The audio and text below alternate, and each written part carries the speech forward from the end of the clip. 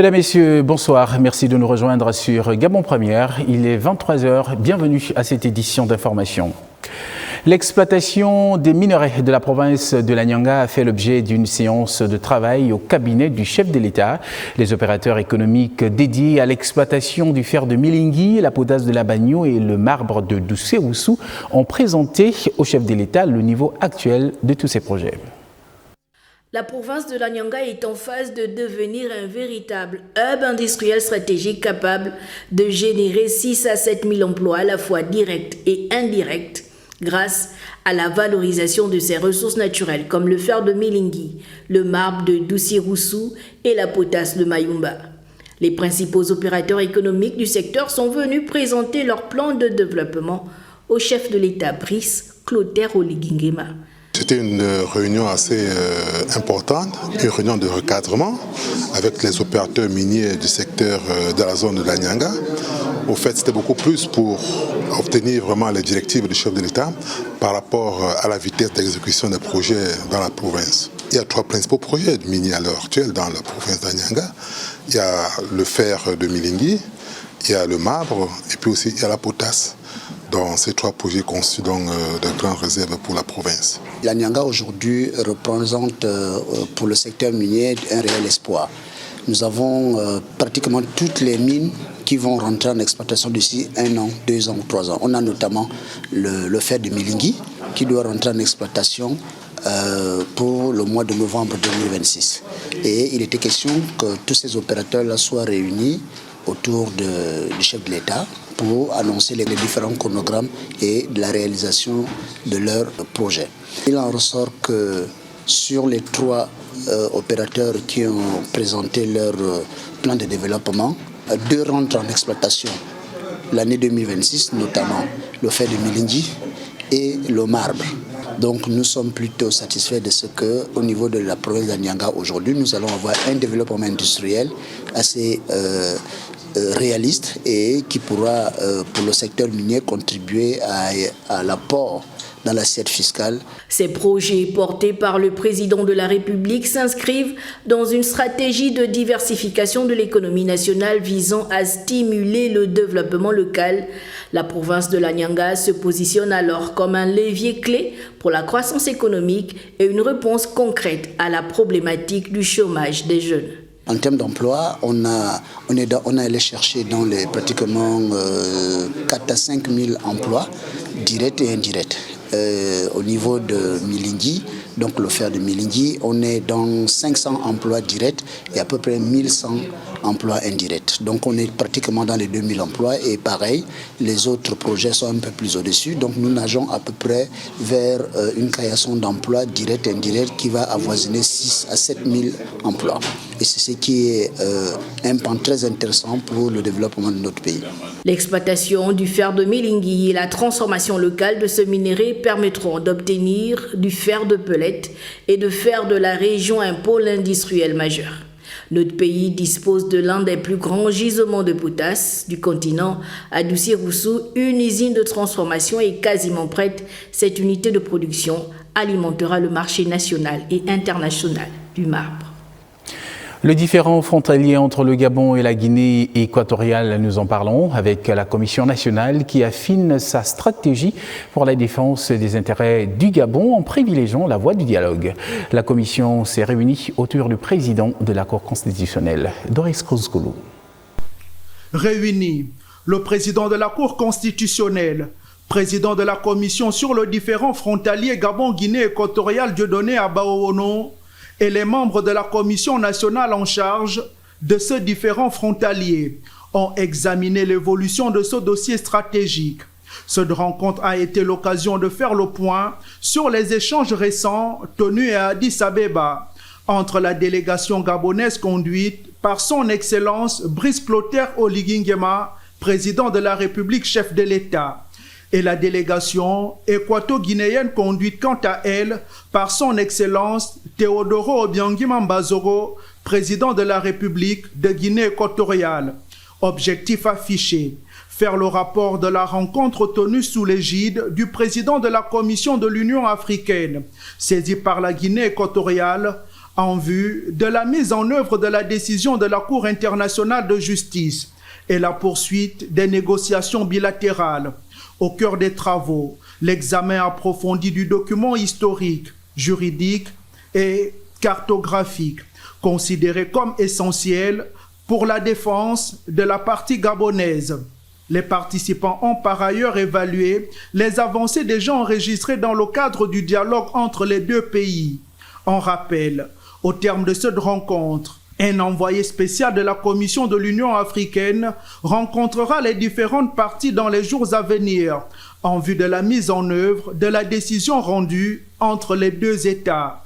Dans un contexte marqué par d'importants enjeux, les autorités gabonaises ont réaffirmé leur engagement en faveur d'un règlement pacifique de ce différend frontalier. Cette réunion constitue une étape clé dans le renforcement de la stratégie nationale, avant de nouvelles discussions attendues avec l'Union africaine, privilégier la coopération et la stabilité dans la sous-région, tout en défendant les droits du Gabon, est le leitmotiv de la Commission nationale sur le différend frontalier qui oppose le Gabon à la Guinée équatoriale. À cet effet, la Commission devra fondre une communication après la rencontre qu'elle aura avec le président de la République, aux fins d'information le public sur les points d'évolution du dossier. Et puis pour la suite de cette édition d'information, je vous propose un extrait du discours du ministre des Affaires étrangères prononcé en prélude à la célébration de la Journée mondiale de la francophonie. Mesdames et messieurs, Son Excellence Madame Louise Mushikiwabo, secrétaire générale de la francophonie, nous invite à célébrer ce 20 mars 2026 la jeunesse sous le thème Génération Z, Génération Paix. À travers ce thème, l'Organisation internationale de la francophonie souhaite mettre en lumière le rôle des jeunes face aux défis contemporains et sur leur capacité à imaginer et à construire des sociétés plus inclusives et plus apaisées. Ce thème ouvre également aux réflexions centrées sur les initiatives et sur les solutions portées par les jeunes au service du dialogue et de la cohésion sociale. En effet, être jeune francophone de la génération Z aujourd'hui, c'est cultiver jour après jour, année après année, l'idée de l'avènement d'un monde où les jeunes pourraient jouer le rôle qui leur revient, conformément aux dispositions pertinentes de la stratégie jeunesse de la francophonie, de la déclaration et du plan d'action adopté à Dakar en 2014. Voilà, et puis le gouvernement de la République face au corps diplomatique cet après-midi et dans le cadre d'un échange relatif à la suspension des réseaux sociaux au Gabon. Les ambassadeurs ont été édifiés sur les tenants et les aboutissants de cette mesure gouvernementale. Le reportage de Patrick Simangoy, Richard Evindi, Terence Langa, Gérard Rifungi. Les locaux de la chaîne de télévision Gabon 24 ont reçu des invités spéciaux, les ambassadeurs et chefs de mission diplomatiques venus échanger avec les membres du gouvernement sur la décision temporaire de suspension des réseaux sociaux au Gabon par la haute autorité de la communication depuis le 17 février dernier. Je voudrais vous assurer que cette décision n'a pas été prise à la légère. Elle est motivée par la nécessité de protéger la sécurité et la stabilité de notre pays, ainsi que de préserver la paix sociale. Nous sommes convaincus que les réseaux sociaux, bien qu'ils soient des outils puissants de communication et d'information, peuvent également être utilisés pour diffuser des informations fausses et nuisibles qui peuvent perturber l'ordre public et menacer la sécurité de nos concitoyens. La décision de la HAC, soutenue par le gouvernement, a été prise dans un contexte marqué par la montée croissante des désordres informationnels. La diffusion récurrente de contenus inappropriés, diffamatoires, haineux, obscènes, portant atteinte à la dignité humaine, aux bonnes mœurs, à l'honneur des citoyens, à la cohésion sociale, à la stabilité des institutions de la République et partant à la sécurité nationale. Du reste, la tendance internationale actuelle se caractérise par une exigence accrue des régulations des réseaux sociaux et de maîtrise de leur impact au sein de la société. Le gouvernement a donc agi en toute responsabilité en tant que garant de la paix et de la cohésion sociale. Excellences, Mesdames et Messieurs les ambassadeurs, Croyez bien que le président de la République et son gouvernement sont pleinement conscients de l'impact économique occasionné par la suspension des réseaux sociaux. Dans ce contexte, notre pays reste disposé à travailler avec vos États respectifs pour relever les défis communs, notamment ceux liés à l'évolution rapide de l'espace numérique. Le renforcement du cadre législatif est en cours à Libreville. Le forum citoyen qui se tiendra prochainement dans la capitale gabonaise définira au-delà du cadre normatif des mécanismes innovants d'autorégulation citoyenne fondés sur nos valeurs culturelles et authentiques. Et le droit au partage des bénéfices forestiers était au cœur d'un atelier posant sur les droits des communautés rurales dans le secteur forestier et la réforme de l'arrêté 105 du Code forestier. Le PNUD, le gouvernement, les sociétés forestières et les communautés locales ont constitué le tour de table. Blaski Tatiana Komba et Varis Ndotum. Les communautés locales doivent tirer profit des bénéfices issus de l'exploitation forestière. C'est ainsi qu'une réglementation de leurs droits est élaborée à travers une approche participative, une initiative qui réjouit ces dernières. Je suis très content de cet atelier parce que c'était pour nous édifier sur l'arrêté du 16/2001 et l'article 251 pour les bénéfices d'exploitation de nos forêts. Et donc, ils nous ont édifié qu'est-ce que nous devions faire avec les différentes sociétés qui viennent chez nous. Une démarche holistique qui a été mise en branle par l'administration publique, les sociétés forestières, les organisations de la société civile et les communautés pour mettre en pratique cette initiative. Il y a un cahier de charge.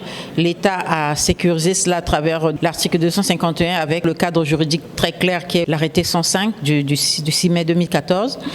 Aujourd'hui, les communautés peuvent prétendre à bénéficier de cela. L'idée, c'est que les concessions forestières qui exploitent autour de ces communautés, dans les forêts de ces communautés, injectent des ressources dans un fonds local qui va permettre le développement local de ces communautés. Donc, ces communautés doivent justement être impliquées dans les politiques publiques qui sont mises en œuvre pour que justement les décisions qui sont prises puissent correspondre aux réalités locales. À noter qu'un programme d'activité a été exécuté dans la province du Wollentem pendant 11 mois, comme principale réalisation, sensibiliser les parties prenantes sur le droit au partage des bénéfices forestiers.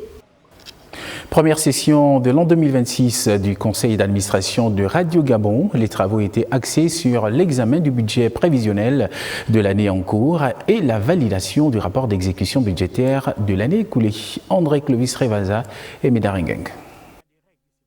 C'est au sein de la maison Georges Rawiri que les travaux se sont déroulés sous la direction du président du conseil d'administration. L'ordre du jour a débuté par une analyse minutieuse de la gestion financière passée. Il y a eu un léger confort au niveau des investissements, surtout en ce qui concerne les studios du centre gouverneur, donc de la maison Georges Rawiri.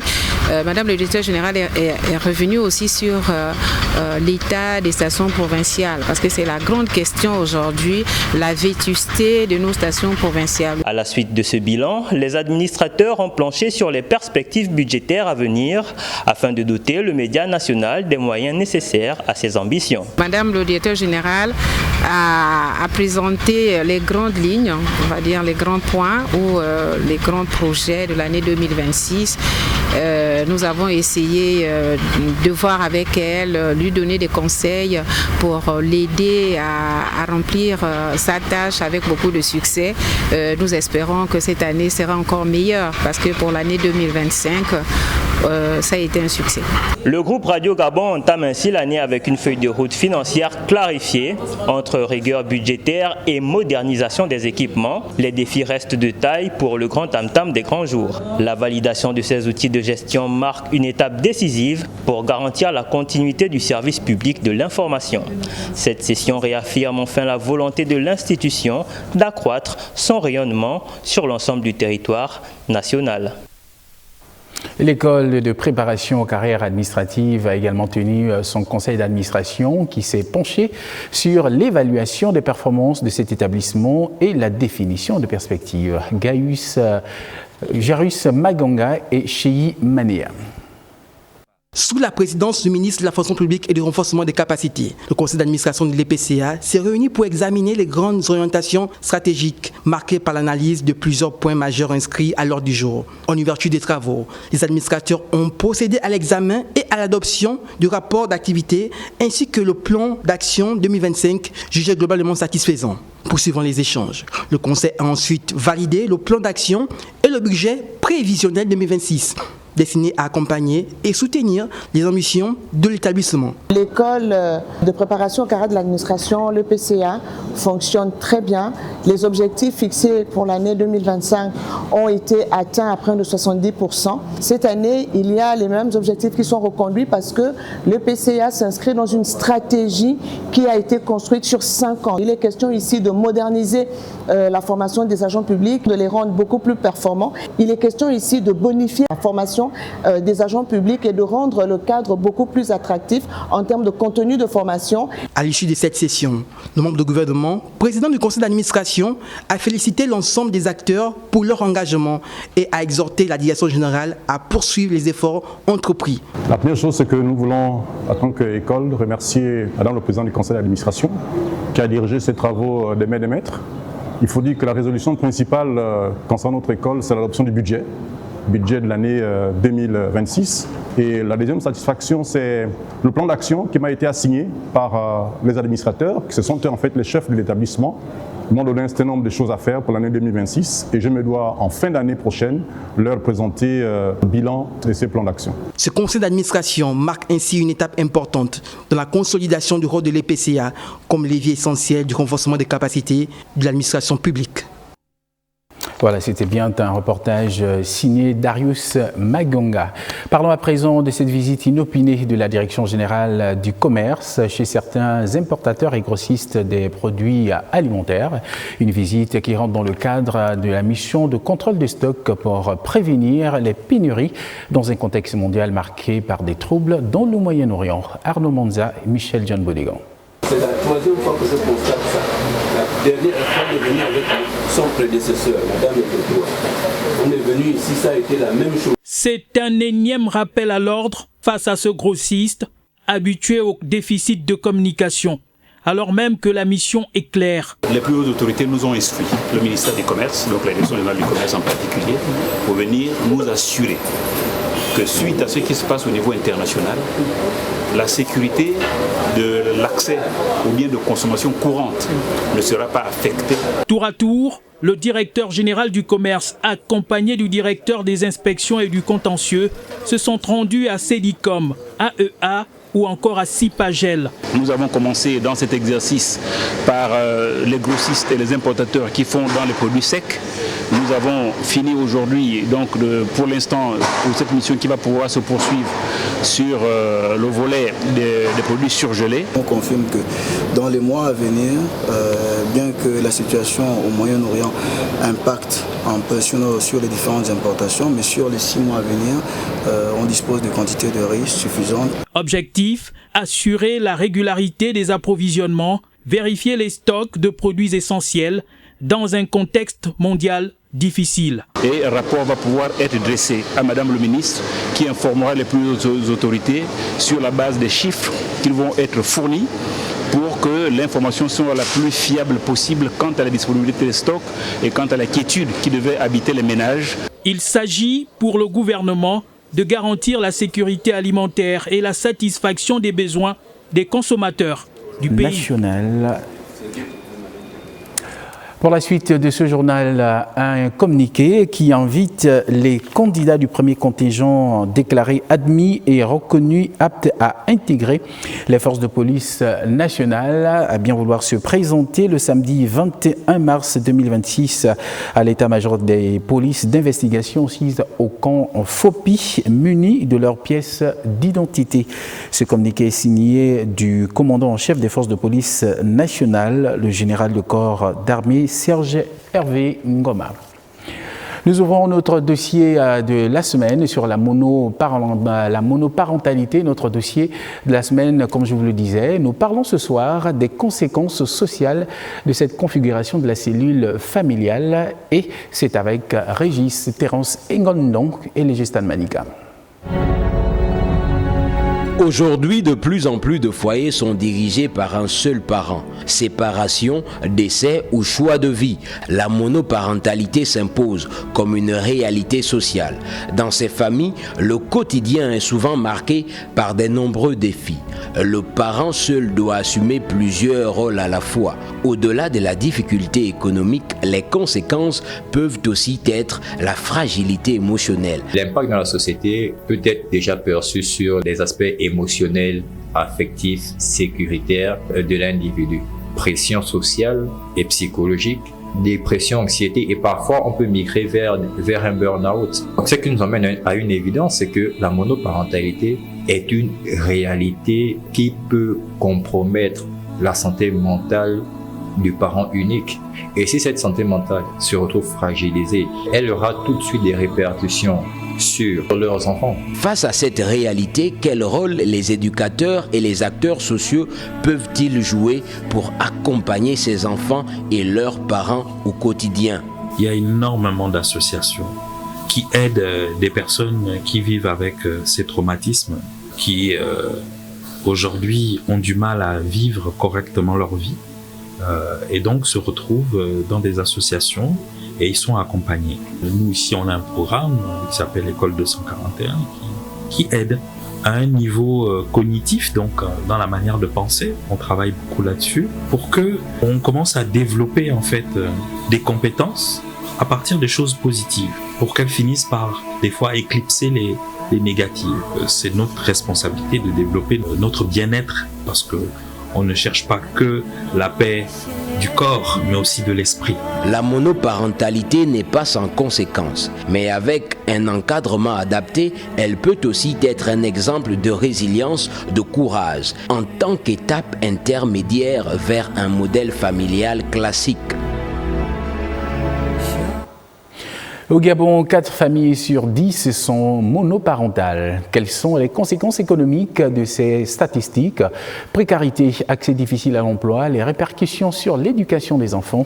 Les résultats de cette enquête avec Ingrid Bijou-Mombo, Gaius Mbelo-Wono. Au fil des années, le Gabon connaît une transformation spectaculaire de son modèle familial, remplacé à 39% par celui de la monoparentalité, le plus souvent subie. Elle représente un véritable défi économique pour de nombreux ménages. En effet, le fait de devoir assumer seul l'ensemble des charges familiales fragilise considérablement les conditions de vie. Toutefois, ces familles sont particulièrement exposées à la précarité financière. Avec un revenu souvent insuffisant, il devient difficile de répondre aux besoins essentiels tels que se nourrir, se soigner, se loger ou scolariser dignement sa descendance. Cette situation accroît donc le risque de pauvreté et limite la capacité de faire face aux imprévus. Un parent démissionnaire crée un impact négatif sur le développement harmonieux de cet enfant parce que il y a l'amour qui va manquer, parce qu'il y aura l'attention qui va manquer.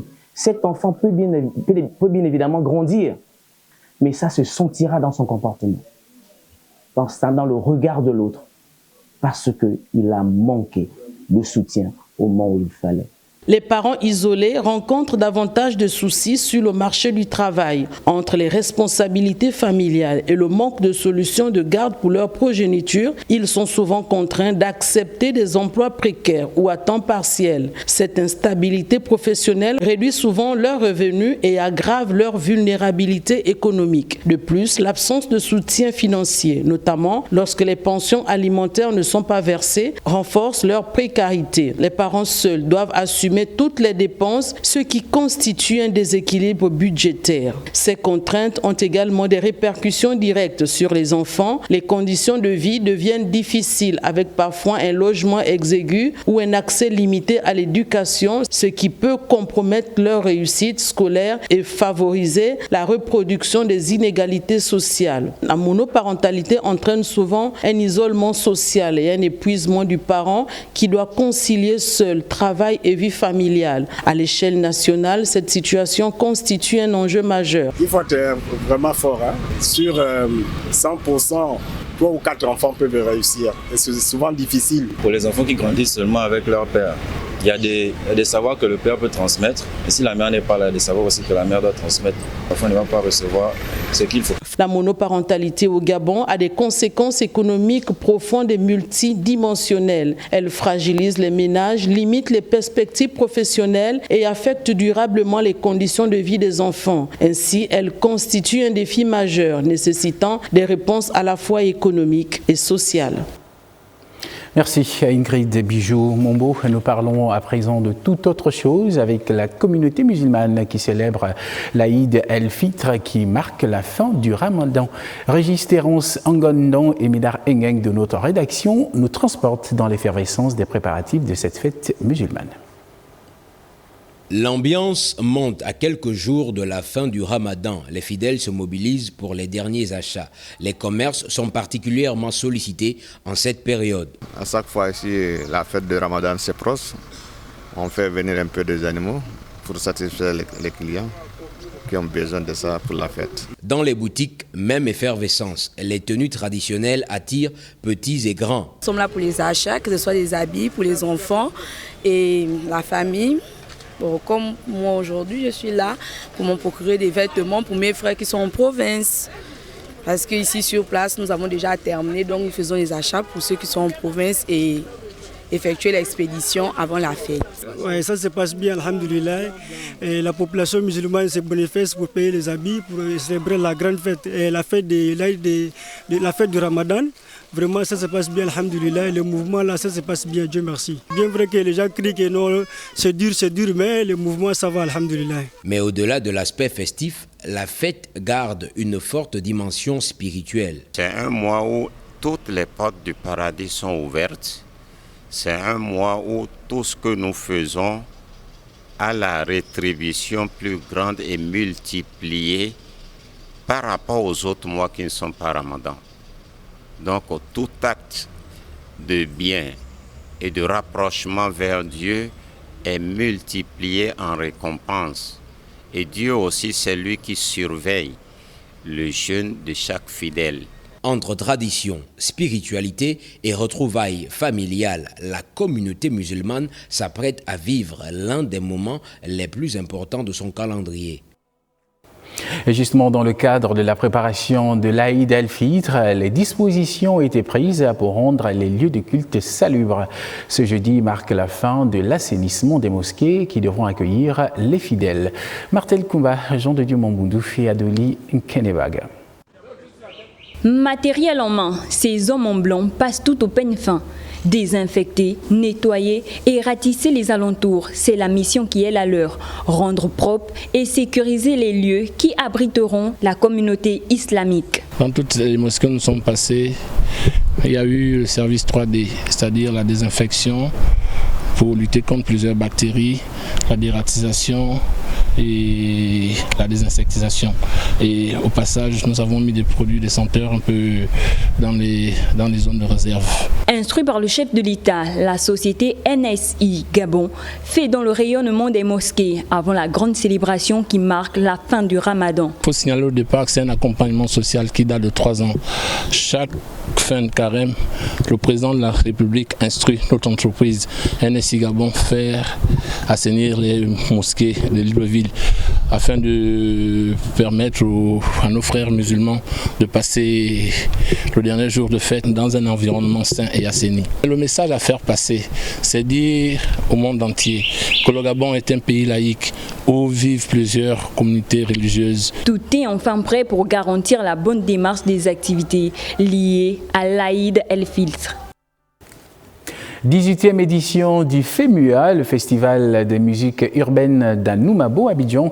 Le Gabon est invité d'honneur par le biais de Patience Dabani et de Tina. L'invitation a été faite en personne par Assalfo, leader du groupe Magic System et par ailleurs commissaire du FEMUA. Betty Nzimbe Medaringeng. Juste après le Burkina Faso et bien d'autres pays, c'est le Gabon qui est sollicité pour être le pays invité d'honneur à la 18e édition du Festival des musiques urbaines d'Anoumabo qui va se tenir à Abidjan, Côte d'Ivoire. Assalfo, icône de la musique ivoirienne, par ailleurs commissaire du FEMOA, a officiellement convié le Vert Jaune Bleu à cette grand-messe musicale. Nous avons un peu échangé sur le festival de musique urbaine d'Anoumabo, le FEMUA, qui d'ailleurs était le sujet pour lequel nous étions là à Libreville. En tant qu'homme de culture, faire jouer le rôle de la culture dans la consolidation des liens entre nos pays. Donc cet après-midi, je suis venu officiellement remettre la lettre de sollicitation du Gabon, de la République gabonaise, comme pays invité d'honneur du FEMUA 18. La bonne santé diplomatique entre la Côte d'Ivoire et le Gabon est la motivation du choix porté sur notre pays. Pour preuve, Patience Dabani et Tina, artistes gabonaises, ont déjà une fois presté sur la scène du FEMOA.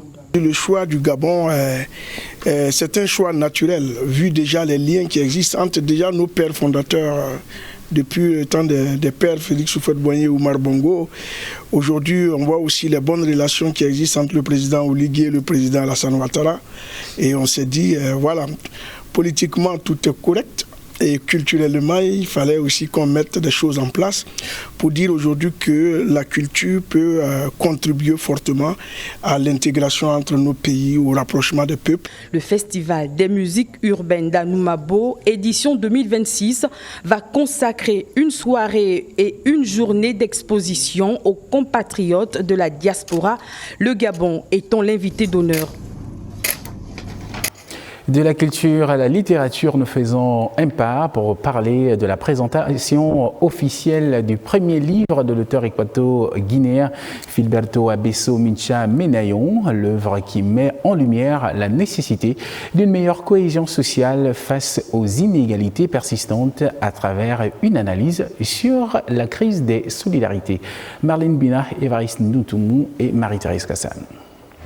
C'est dans une atmosphère à la fois studieuse et empreinte d'émotion que s'est tenue la présentation officielle de l'ouvrage de Filiberto Abeso Mincha Menayon, Al otro lado del destino, de l'autre côté du destin. Je parle de beaucoup des histoires, des choses qui se passent entre les hommes, les peuples, les traditions, la culture. Une œuvre inspirée de plusieurs courants littéraires, notamment des écrits de Miguel de Cervantes, et qui plonge le lecteur dans un univers utopique baptisé Britlandia. L'auteur y aborde des thématiques comme la quête de justice et l'égalité entre les individus. C'est une œuvre qui aborde plusieurs thématiques intéressantes telles que les défis de la vie en société et aussi ça aborde la sorcellerie, la mauvaise gouvernance de certains dirigeants. C'était un rendez-vous très riche en savoir, un ouvrage justement qui promet de servir comme support didactique pour